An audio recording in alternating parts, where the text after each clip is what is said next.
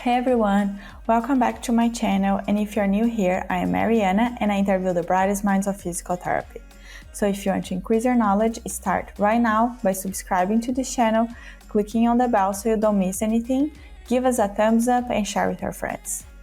Today, our guest is Bridget Scholljegerdes, and she's going to talk about treating cervicogenic dizziness with MDT. Bridget is a physical therapist with over 23 years of experience. She's McKinsey certified and clinical director at Fyzical Therapy and Balance Center in Las Cruces, New Mexico. I hope you enjoyed the show. PT Pro Talk podcast is only possible with the support of the forward-looking and innovative company Systems for PT, the Do Anything, Anytime EMR. Systems for PT develops systems for clinics so you can focus on your patients. Go to systemsforpt.com to schedule a demo today. Hi Bridget, welcome to PT Pro Talk. How are you? I'm very good, thank you. After a long day of work, we still have some energy to come here and talk to us. That's right, but I'm excited about this topic, so I get excited to talk about it. So let's just get started with you talking a little about yourself, your career, and how did you get to where you are right now? Let's see. I have been a physical therapist for a little over 23 years. I was an athlete and I was injured quite a bit, and that's how I got interested in physical therapy. How can you stay active in sports and athletes? But after I started my career, there was so much more than just having fun. That's what I saw as a physical therapist. They were always eating food and always having a good time. And then I actually studied it. I've had the opportunity to live in a few states since becoming a physical therapist, following my husband around. So I worked in Wyoming, North Dakota, and now New Mexico. I have been in acute care, then rehab, hospital-based outpatient, a contract company, and now I've been in outpatient and working at MDT. I was MDT certified about 8 years ago. So dramatically changed my career and just really put the passion back in physical therapy for me when I found Denise Campbell. I've been working for Fyzical now for 12 years in Las Cruces, New Mexico with Denise Campbell, who's a diplomat. Awesome. So it's funny because that's the same with me. I wanted to do physical therapy because I was a gymnast and I was always injured. So that's Exactly. how it was for me as well. It's funny. So let's talk a little bit of how you got into that topic that we're going to talk today. That is dizziness. That's very different, right, from traditional PT. So how did you get involved with dizziness? And then let's talk a little bit more in depth about dizziness. For sure. Well, when I actually came to Las Cruces, my boss, her company was Southwest Sport and Spine, so it was an ortho outpatient clinic. I had years of experience of treating vertigo or BPPV. So when she brought the franchise Fyzical in, then I automatically became the person who was going to work with vertigo and dizziness because I had the most experience doing Dix, Hallpikes, and Epley's maneuvers, and that's what I knew. But as she brought it and she bought the franchise, Fyzical came with a pretty in-depth training in balance, vestibular situations, conflicts, and dizziness. And what happened is I was practicing the more conventional treatments for physical therapy in vertigo, dizziness, and imbalance. But having my MDT experience, I ended up finding lots and lots of ability to treat dizziness based on the neck, the cervical spine. And so all of my work is basically case studies and just clinical application. Part B, McKinsey, combined with the dizziness and vertigo assessments that I learned through Fyzical, has just opened up my eyes to see how much we can help people with their dizziness that is coming from their neck. That's crazy. So let's start just talking about classification. So how do you classify dizziness? Because I think that is the confusion, dizziness, vertigo. So just to get in the topic, just tell us a little bit about how do you classify, how do you differentiate those things? Okay. What I love to even start with my patients is somebody will come in and say, "Oh, I have vertigo." So first, starting with what is the difference and what is the definition of dizziness versus vertigo, and so being able to differentiate that with a patient, vertigo for me is spinning. You're spinning or the room is spinning. And then dizziness, defining that word when they're talking about symptoms, the symptoms that people feel are imbalance and wonkiness, lightheadedness, blurry vision, bouncy vision, fogginess, motion sensitivity, light sensitivity, pressure in the head, and even ear ringing. So those things send me down sort of different routes.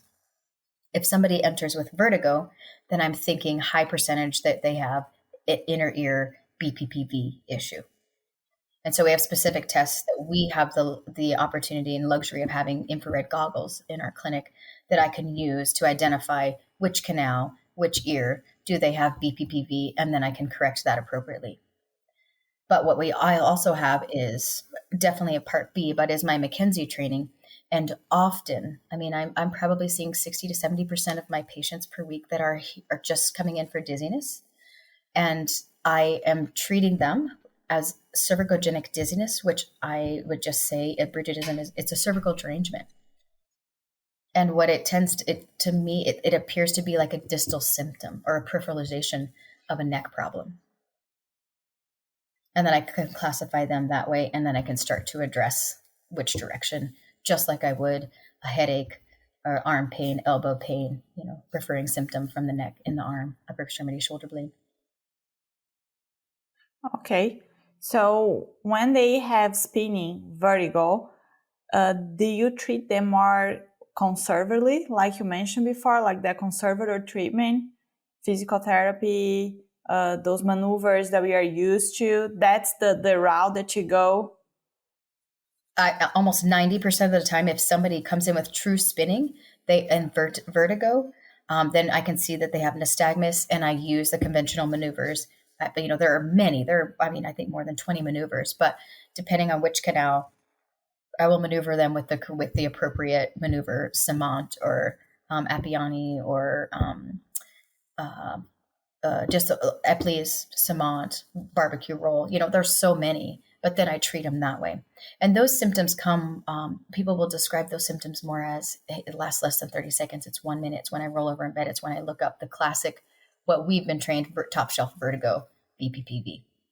But if somebody comes in and they say it's variable, some days I'm good all morning, and then later in the evening I feel terrible, or some days are great, and then today I had it for 6 hours, or I felt really bad for 2 hours, and then I went out and worked in the yard, and then I feel better. When it's sort of that variable, comes, it goes, it stays a long time, then I'm thinking more along the lines of dizziness, cervicogenic. Mm-hmm. Okay. And I think it was interesting that the goggles that you mentioned, that's very like specialized, right? That you have to identify where is the problem, right? That you can do the specific maneuver to address that specific problem. That's very interesting. We also use the goggles, just to rule out sort of central nervous system issues also. We look at fixation, we look at head shake, nystagmus, a couple other things, because as the windows are the eyes are the windows to the brain, then we can identify, is it something peripheral, central? Do we need an MRI? Is it something more sinister that I need to refer them on to the doctor? And then is it also BPPV? So that's what we use our goggles for. Very interesting. And if you find out that's more central related, then you refer out to the doctor? I refer back to the doctor, yes. I mean, there's some certain things that we're looking for in their nystagmus, in their eyes, or without not being able to fixate some things. Okay. And other than with that exam specifically, are there other signs, symptoms that it gets your attention, like that's a red flag? Maybe I should refer? Sometimes, there are I know there's been debate now on the VBI test, right? But as I'm looking at somebody's cervical extension, because I make sure that they have that in order to even be tested when I'm looking for vertigo and BPPV, or even just their full extension. So that's something that I look at, is to make sure that they don't have a vestibular basilar insufficiency. before I start doing those maneuvers. I have had a few people that as I take them through, they're getting sick and like just feeling a tunnel vision, kind of some things, and those things I stop and hey, let's go back to the doctor. Okay. Anything else that gets your attention that could be something that you may not be able to treat or you shouldn't treat that you think about referring to the doctor? Just if I find the central signs, we do a central bedside test before I even do the goggles, and I put them in the goggles, the VBI. And then I've had a few cases where they're having other signs with their dizziness, like maybe a little facial droop, maybe a little pause in processing. It seems like a little aphasia.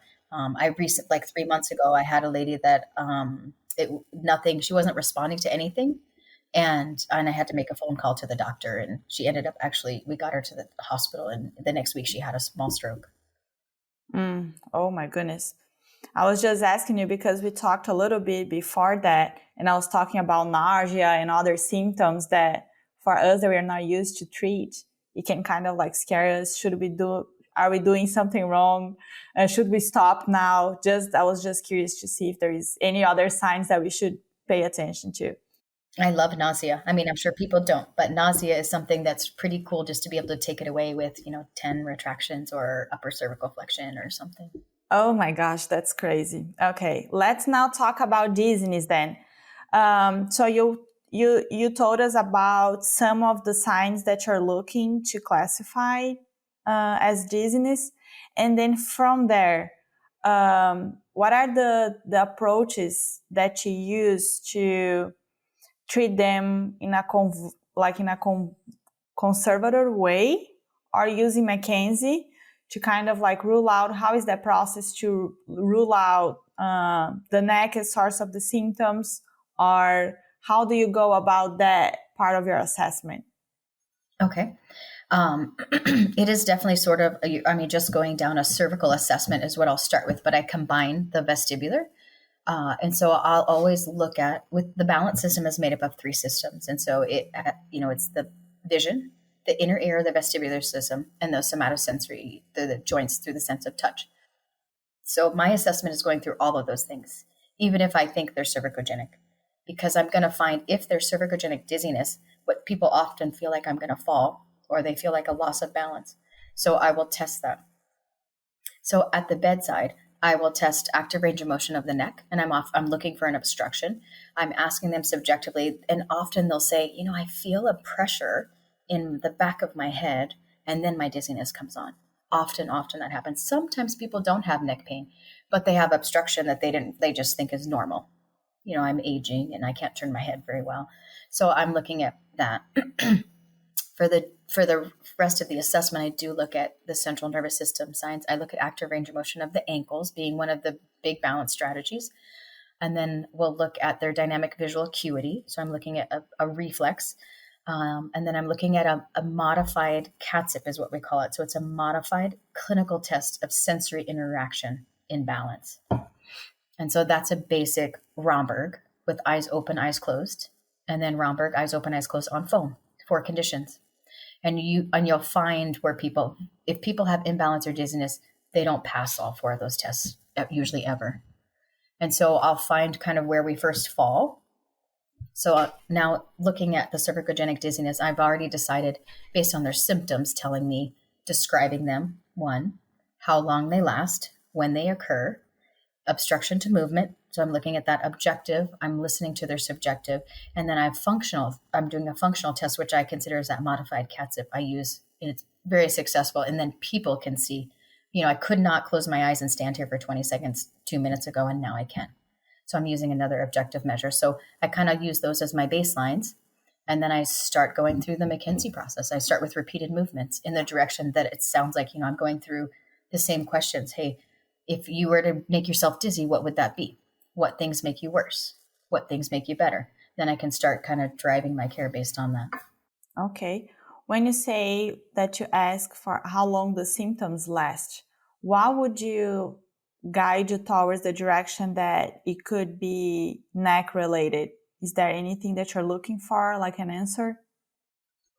Well, I'm thinking more like along the lines of derangement, like, hey, the pain was down past my elbow for this long. And then, yesterday it was fine and my neck hurt really bad. So is it moving? Is it centralizing? So I'm asking those questions is like, hey, I was really dizzy yesterday, but I had to work on the computer for 4 hours. So I'm looking at like what their posture is, what their positioning is. So for me, I'm thinking of as that sort of peripheral and distal symptom when that dizziness worse and when it gets better. Oh, I'm better when I lie down flat on my back, or there's certain positions when I watch TV, it's over to the left, kind of looking at those things. Did I answer your question?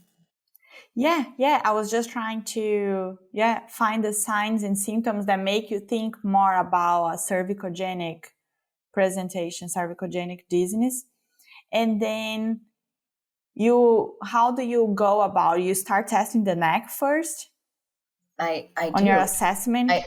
I start, which is what I think in the using my MDT experience is opposite and is different. As I go through looking at information on vestibular.org or the Vestibular Disorders Association, a lot of people classify cervicogenic because they have eliminated everything else. They look at everything else first, and then because it's such a difficult diagnosis to really say this is truly neck dizziness, then people just use it as sort of like at the end, if I can't find anything else, maybe it's cervicogenic dizziness, where I say, hey, I'm going to stay from the top. You have neck dizziness that is coming from your neck, and I'm going to see if I can change that, if I can help you. And then if I can't change it mechanically, then I start to look at where are our sensory conflicts, what's wrong with our vision, how is our inner ear working, how are our joints, and do we have neuropathies and kind of other things that would play in the conservative. Like, hey, 2 of your 3 balance systems aren't working. Let's retrain, let's habituate, let's do vestibular rehab. But that's a very small percentage of my patients, very small, that I can't find something in the neck, which is so fascinating. Yes, that is crazy. So you feel like actually a very small percentage of your patients are really like true like vestibular rehab. You still have to sometimes do the vestibular rehab, but it isn't the treatment for the diagnosis. And that's what I'm finding more and more. And like I said, I don't have a lot of scientific research on this. It's case studies and just being in the clinic for the past 6 years with having both of these just levels of education from the balance vestibular side and the MDT side. Awesome.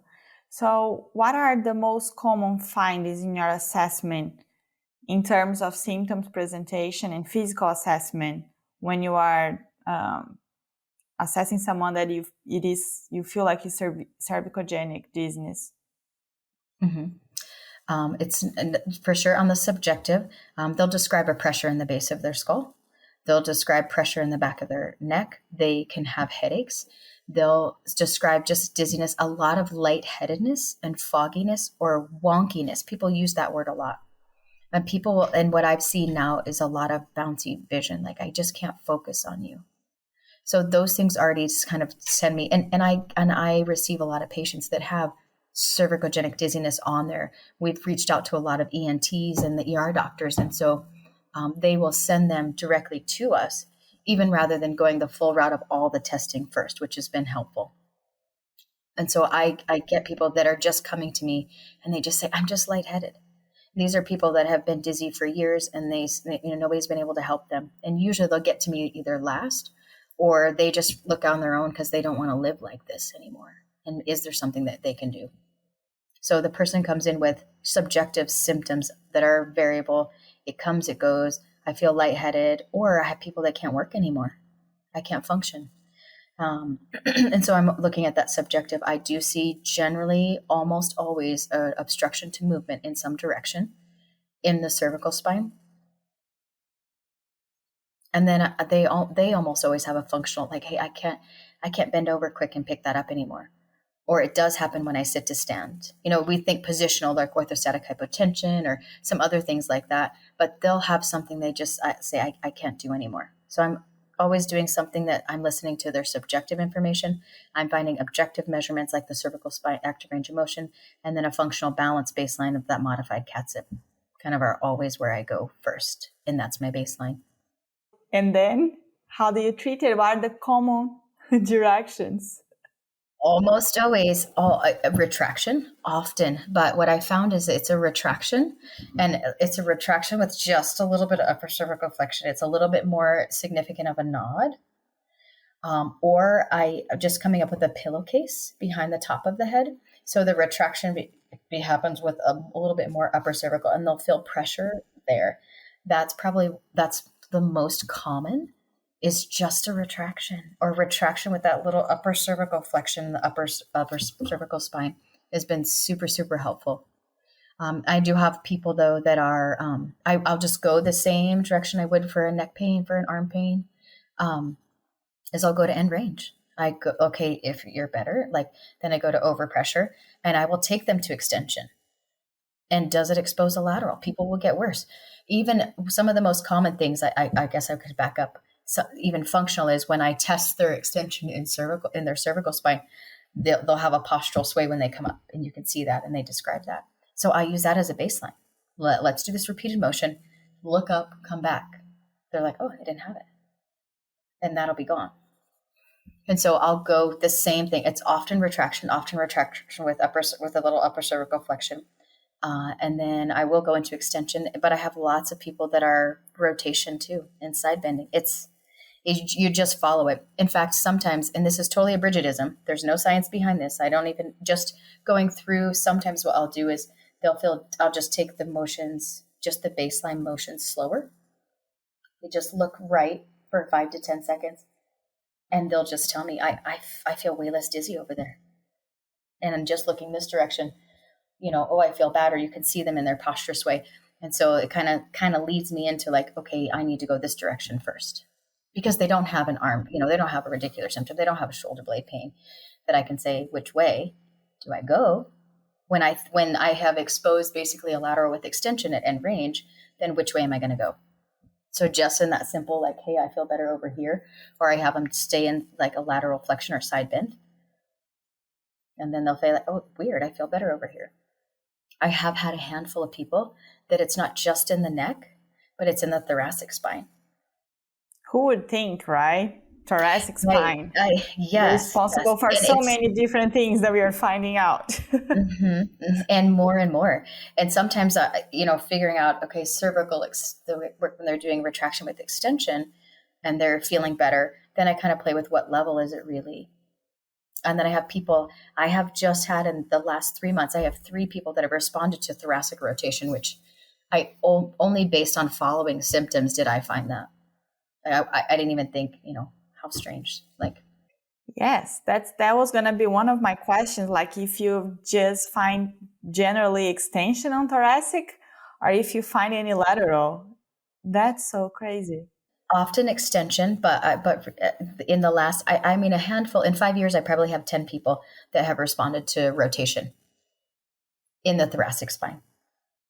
And that's just me kind of looking at obstruction to movement, or feeling like I can't find a direction in the cervical spine. I'll just go down a little bit. I have had one person, and I can't explain it at all, but that got better with press ups with their hands distal. So it was a lower thoracic, and I only went there because she was also having a back issue while she was dizzy. And then she got up and she's like, my dizziness is better. And I thought, no way. Really? And tested her balance. She was steady on her modified CAT-ZIP. Dizziness was gone. I've only had one person though. So I can't really speak to that at all, but just following the symptoms. Yep. And do you feel that for the most part is more upper thoracic? Yes, but it can be mid. And so along the way, I've come up with, just in the last 5 years, is it appears to be in the thoracic, and even if it's in the cervical spine, just to increase spinal mobility, I'll put them in a sustained thoracic extension with a roll. As simple as, this is my 2 hand towels. I start at just around T6, T7 in there. It's about 3 inches, the roll. And I sustain it for 3 minutes. And then I have them come up and we retest. How's your cervical spine movement? How are your symptoms? How is your modified CAT-ZIP? How's your balance? And they can be better, worse, or the same. And then I move it up. And then I move it up to to the CT junction. I kind of go in that order. And every time I get them up, I retest subjective, cervical range of motion, balance. And then we can see, is it better? And sometimes that will expose the lateral there. If I make them worse all the way up as I'm extending, then I think, let's see how your rotation is. That's so interesting. So do you feel like to get your answers, you have to put them in a sustained position versus like repeated movement? I do or sometimes. Do you do both? Yes, I do both. Okay. And any tips on like what is your rationale when you are putting someone in a sustained position versus repetitive movement testing on the thoracic? Yeah, definitely. If I see somebody that's pretty kyphotic, if they're a little bit older, there are different things where I will just lay them down. Or if they're having a little bit of trouble, their therapeutic alliance, are they really buying into what I'm saying? Because I will sort of present it as, hey, don't think I'm crazy. But what I'm finding is sometimes I can help people with moving their neck because, they think, no, I'm dizzy. It's over here. I get this pressure. And so it's just getting some buy-in with them too. I didn't share that, but oftentimes that I do have to slump them because there's a lot of people that have a very kyphotic CT junction, and slumping them with that retraction in upper cervical has been life-changing for people there too. But I will tend to do that with those people. I was like, how do you do slumping with the retraction? So I will just slide their hips just come forward like 4 inches in the chair so that I'm not kind of, running into their thoracic spine. And so I have to kind of bypass that. And then that's been helpful with dizziness for sure. Interesting. A lot of different strategies here. So definitely observing their structure as they're retracting from the side too. Yeah. Okay. And then on the cervical, I wanted to ask you, do you use a lot of sustained retraction, or do you feel like for the most part repetitives being more effective? Yes. I use both, but people get a lot better with repeated motion. I mean, I can't even put into percentage wise. If I think about my day to day, I didn't sustain anybody. They were all just repeated movements, and then just doing as many reps as we need, kind of tweaking the angle of the chin, tweaking the slump. And on the cases that needed to sustain, any tips on like what made you think about sustaining that person? I think the most, I sustain it more for more investigation, more end range. If they're having trouble doing it, and a lot of times people will have, people in general have a hard time retracting. My older population, I mean, I see so many 70s and 80-year-olds that are having it, that I will tend to sustain them for information. And then through that information, I'm finding out, like, I'm trying to get better information or even increase their mobility so that maybe this repeated movement will work better now, and finding an on-off switch. Okay, when I put it in the lower spot at T7, it made you more dizzy. I moved it up 3 inches. We put it at T2. It took away your dizziness. So I'm able to find, and that's when I utilize also PA mobs. I use some mobilization kind of to feel out their end range, and then that will expose a lateral too. Or it can completely take somebody's dizziness away if you find the right level. And when you say expose the lateral, do you note some obstruction to lateral movement? Or is just like the symptoms are more, it's weird because it's dizziness, right? So sometimes you probably don't have like arm symptoms. So how do you know you are exposing the lateral? So knowing that I make their symptoms worse in general. So if I'm going to end range extension, right, I'm mobilizing you, you feel worse when you sit up, your balance is really wonky and you can hardly walk. I've made you worse. So how can I make you better? And so that will send me to right or left. Okay, makes sense. And do you feel like that progression is the same as like a normal MDT assessment? If they get better with retraction, you always or I'm not going to say always, but usually you take them to extension and range, or sometimes it's just like retraction enough? Sometimes retraction is enough.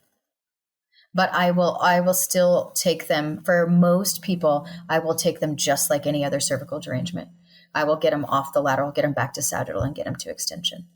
There are a few people that I don't, especially if it's upper cervical flexion. I'm not going to take them there because that's going to send them into extension in the upper cervical spine. And we just work to, so it depends on what tweak I have with the upper cervical spine in that. Because I was just thinking about headaches, and we usually see more flexion on upper cervical. I was just thinking if it was the same, if you see a lot of like direction working upper cervical flexion versus extension. Mm-hmm. I do see more upper cervical flexion helping with dizziness, very similar to a headache. Sometimes I'll produce the headache. So even we can take away the dizziness and now I have pain behind my eye. I'm like, oh, okay. And so we kind of follow that. But definitely like those people that respond to the more upper cervical flexion or the pillowcase or the slouch with it, they don't go back to extension. I mean, I try to take them they're all gonna make it worse. Yeah. I mean, I take them through the whole management phase of derangement, reductive, maintenance phase, recovery of function, and prevention. That's so interesting. Mm-hmm. Who would have thought? They have to start adding crazy. those on the on the modules. Mm-hmm. I don't. Yes, I need definitely. We need to do more research on it too, rather than just case studies. But it's been, I mean, just a huge population of people that I've been able to help with that. And like in terms of response to the treatment, do you just see like a normal derangement, they abolish and they stay well, they keep repeating those movements to maintain, they take care of their posture, and they get like full resolution in those cases that are like derangements? Absolutely. 100%. I mean, I have people that are better in 1 to 3 visits. I have people that we have to tweak for a while, right? If we have to be lateral for a little bit, bring them back to sagittal, I may or may not bring them to full extension, can be a little bit longer. And then some people have to have a little bit of conservative therapy, but most people, you will see an immediate change in just like a derangement. Cervical spine would be a change in the movement, the range of motion restores. And that happens almost immediately, even sometimes before the dizziness gets better. But then their dizziness will be completely abolished. And do you feel like the response you see quicker on the range of motion or on the symptoms? You see any relation, like the range of motion gets better, even if the dizziness didn't improve that much, but if you know the mechanic is getting better, the symptoms should reduce, like maybe right after? Yes, correct. I do. Yes, exactly. The range of motion almost. And that's one thing that every patient, they'll just say, oh gosh, I can turn so much easier. I can look behind my shoulder now. But most of the time it happens at the same time also. That's crazy. And then you have their buy-in because they are like experiencing the improvement, because I assume they are probably skeptical in the beginning when you say like about neck or even like thoracic, and then like they see that, they're probably like, what's going on here?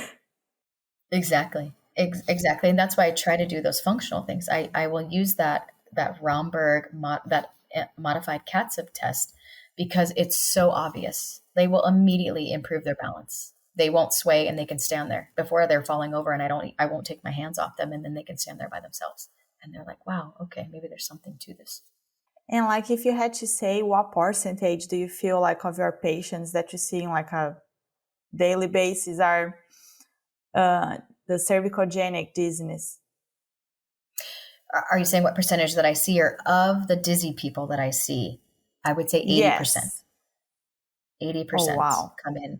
I feel like that if we have the patience too, sometimes it'll take me, 1 to 3 visits. I'm like, if you're patient with me, like, I feel like we can find where this is coming from. That's awesome. And then it takes about 1 to 3 visits to kind of like figure it out. The direction, exactly. The direction. Mm-hmm. Mm-hmm. And then the other 20%, what do you feel like they are? Vertigo, vestibular? Yes, I would say vertigo. And for me, I really have had only a few people that are vestibular, but they'll come in with a central sign. I mean, I have somebody who has spontaneous nystagmus. He has a diagnosis of cerebellar ataxia. Those things I'm not going to change. That's not a I worked him through just to make sure, okay, let's clear your neck. But he has this constant nystagmus, and he is just here for vestibular rehab. But that's a small percent. I would, this is also Bridgetism. There is no research behind this, but of the 80% that I would say are cervicogenic, 15% BPPV, and 5% I'm treating vestibular. But I'm also talking from the MDT side that I just feel like it's so fascinating how many people I've been able to help, that we've been able to help because of the MDT knowledge of Part B. If everybody could take Part B, they could just treat a dizzy person. Yeah, that's crazy. And how about the tinnitus? And I probably said it wrong. I hear it everywhere. Tinnitus, ear ringing. So I'll say ear ringing. Let's say ear ringing, then it's easier. So what type of response have you been finding with those patients? And this one I completely just happened upon. I didn't know that I could really treat that. And I think MDT, maybe they knew they could. I don't know. In my experience, I didn't remember that. But it was just treating dizziness. And then someone also mentioning, oh, you know what, my ear ringing, my frequency's been higher or lower, or it's been less. And so I wouldn't say it's as high as 80%, but way more than 50% is almost always high percentage. In my clinical experience, it's a lateral that responds generally to rotation or side bending when somebody has ear ringing. So I treat it as a posterior lateral derangement. And that's something as simple as I do sustained positions. I'm not even that sustained. That's back to that slow, hey, turn to the left as far as you can go, put, kind of end range. And they'll say, oh, I don't hear it in my left ear anymore. Or I hear it in my right ear. Or it's higher, it's louder. When people have had it for so long, they're just used to it all the time. I had a guy today, he's like, I've had it for 20 years. You're not going to change it. I'm like, okay. And I don't push it, but hey, what do you think about your, as we're over here for your dizziness, what do you think about what you're hearing? And so I will play with sustained motions with ear ringing often more than I will just the dizziness, lightheadedness, wonkiness, or nausea. That's something you brought up but people that come on, they're just like, I just feel like I'm kind of sick to my stomach all the time. I have motion sickness. And in that I can bring on the wrong direction, and then we can take it away. And that's really, people buy in really quick when you can take away their nausea. Yeah. And in that type of patients, do you feel, like you said, that you treat more postural lateral derangement? Do you find just poor lateral too? Just not rotation? I have found that a small percentage, but still, retraction with rotation, retraction with side bending. Okay. And just curious, do you find anyone with protraction as a direction? Like protrusion? Yes, sorry, yes. Mm-hmm. No, yes, I absolutely do. I haven't found too many straight flexion, but protrusion, the same kind of in that headache, but not as many. And as the years have gone by, one of the things that I find in sort of a middle age to older population is a few months after they've started wearing a progressive bifocal or a trifocal, because most people are holding their head in an upper cervical extension. And so it'll be, that's one of the things I ask them, hey, I see you have a progressive, or I see you have a bifocal in there. How long have you had that? Because they'll be, they're looking down to look through this part, they're looking up to do this part, and then they're always in that upper cervical extension. And so bringing back that flexion. Yeah. That just popped in. And then, yes. And then probably just correcting the posture too, important component on that reduction. Mm-hmm. Mm-hmm. Yeah. And when I find that lateral, I have them change their whole setup. And sometimes you can find hey, where, I have this new job, my computer monitor is over here to the left. So they're always in this sort of slumped, protrusion, flexed posture and a rotation. And so we'll change up. So getting, more detailed in their history too, what is your setup? How long do you sit there? What do you do at work? How do you sit? How long are you there? And I'll have them change their whole, hey, where do you watch TV? People at night, they're like, oh, I feel terrible when I get up at night after sitting in my recliner. Well, where's your TV? Is it up? You're looking up overhead? Is it over to the right the whole time? So it's like keeping an eye on those things too. Or if somebody's getting better and then they're getting worse when they go home, like, hey, what are you doing to yourself when you go home?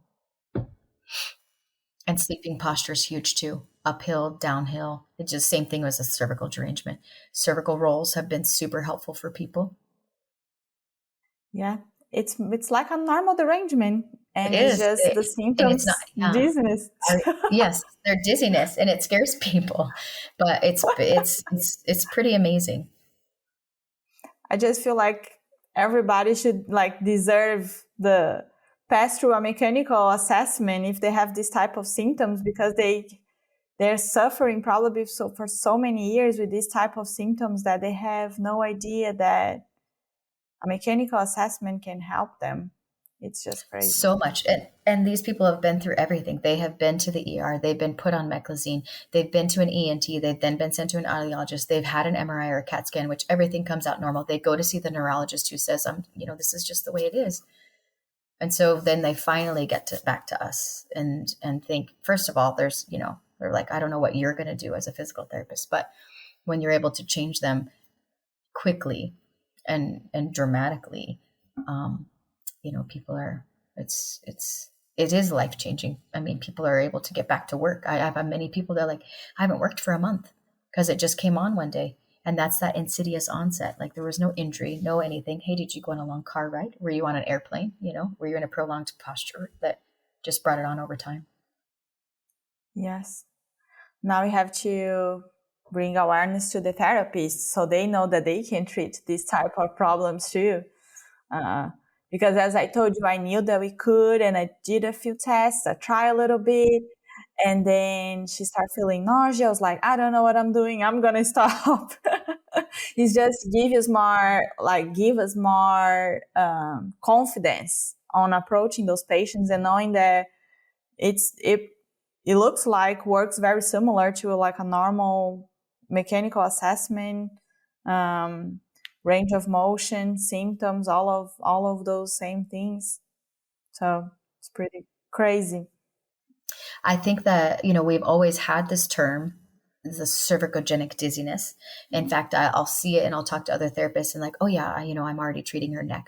Well, when somebody is treating cervicogenic dizziness, I don't even remember what I maybe would have done before MDT with it, but probably massage to the neck, I know, or traction. And I do still use those things sometimes. Traction is very helpful when it's cervicogenic dizziness for a lot of people. But I generally wouldn't use that as much, just going MDT, but I will use that, or I'll test them with manual traction, with a pillowcase or something like that. But, yes. And the other therapists would say, oh yes, I already treated the neck. And most time they're just doing range of motion. They're doing massage, right? It's not a direction. It's not a derangement. They're not reducing it. Since you talk about that, what other type of treatments, I'm just curious to ask you, that you would do if you find out that's not related to the mechanics?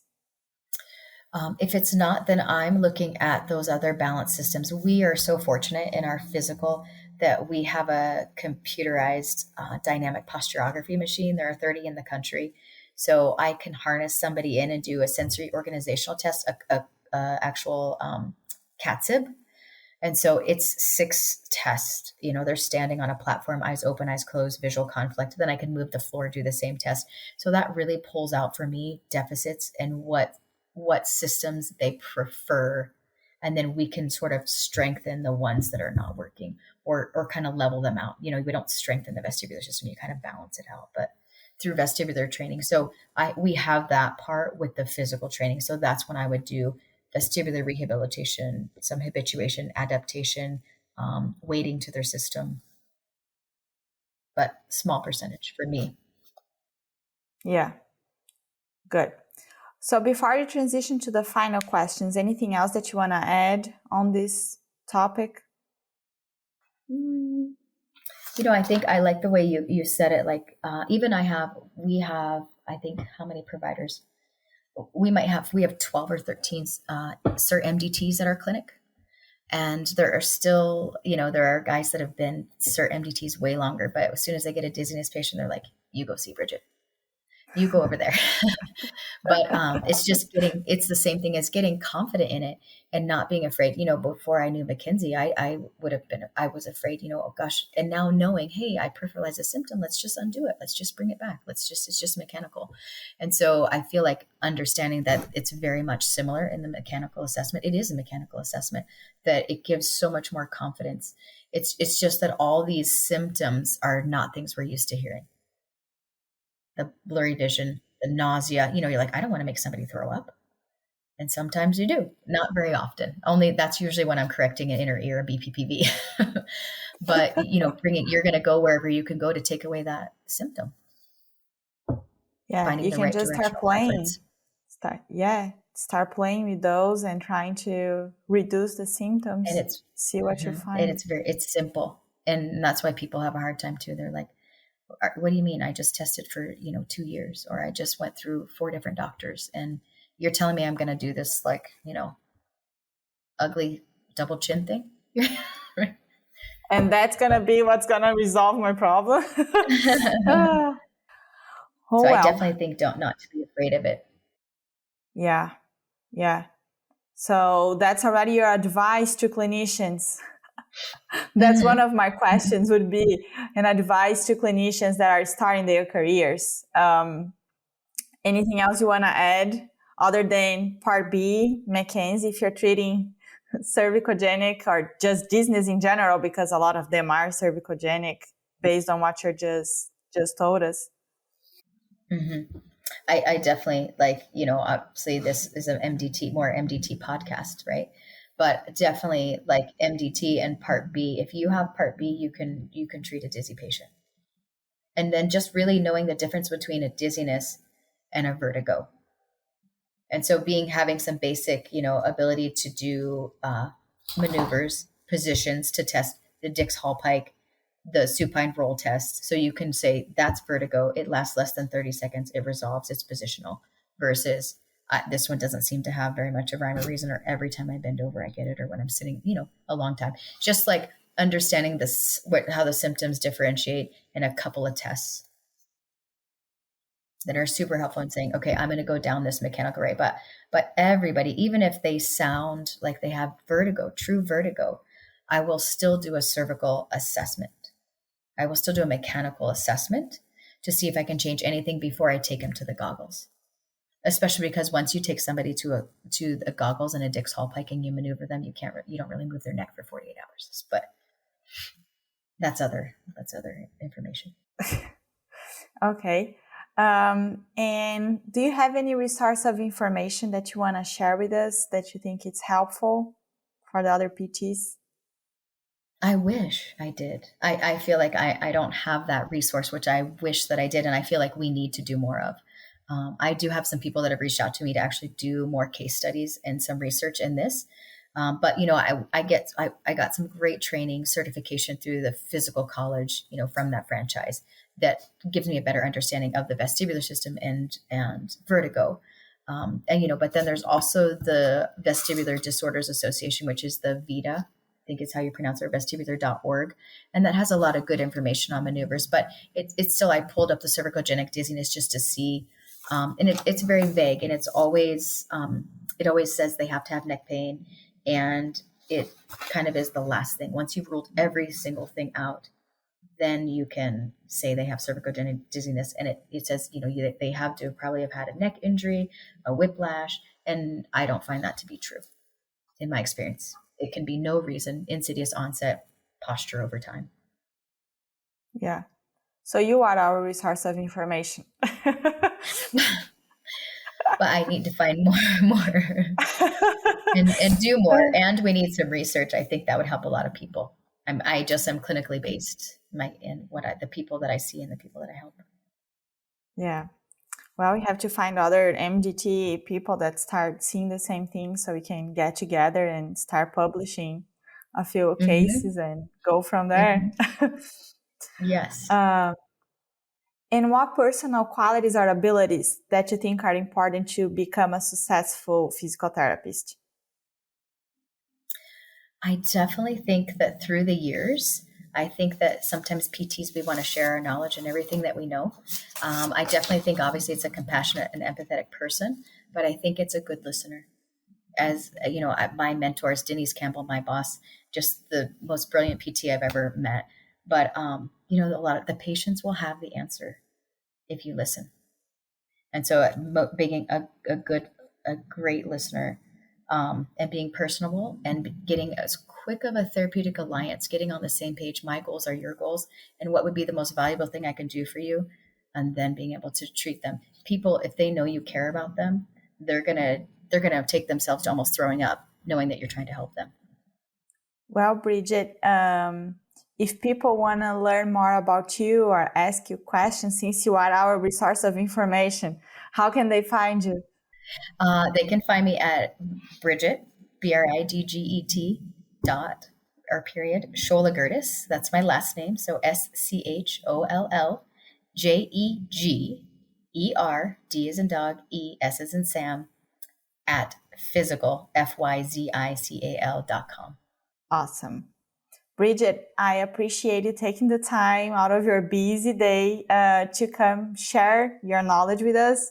I think it's super helpful. The more people that know about this topic and know how to treat it or know how to start treating, I think it's super beneficial for all our patients, our profession. So I really appreciate you coming here and willing to share with us all your experience. Thank you. Thank you so much for just reaching out to me. And thank you for your patience as we get this together. Thank you so much.